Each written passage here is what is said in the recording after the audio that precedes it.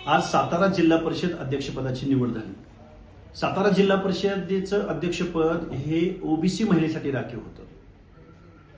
इथल्या प्रत्येक सत्ताधारी वर्गानं विरोधकांनी सांगितलेलं होतं की आम्ही मूळ ओबीसीना तिकीट देऊ, मूळ ओबीसीचं आरक्षण पुढे घेऊन जाऊ। पण परत एकदा सातारा जिल्हा परिषद अध्यक्षपदाच्या निवडीमध्ये मूळ ओबीसीच्या आरक्षणाचा मुडदा पाडण्यात आलेला आहे। मी ओबीसी बांधवांना आतडी तुटोस्तर ओढून सांगतोय की तुमचं आरक्षण संपलंय, तुमचं आरक्षण संपलंय।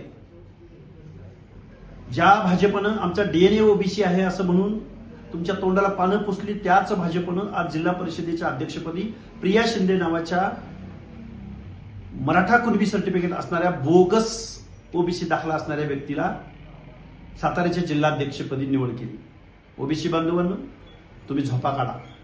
तुमच्या आरक्षणावरती बेकायदा दाखले काढून, सुप्रीम कोर्टाची मनाई असताना दाखले काढून 2 सप्टेंबरच्या GR अन्वये ओबीसी आरक्षणावरती ताबा मारण्याचं काम, बेकायदा ताबा मारण्याचं काम आज बोगस सर्टिफिकेट काढून इथले राज्यकर्ते लोक, विरोधक लोक आणि मराठा बांधव करत आहेत।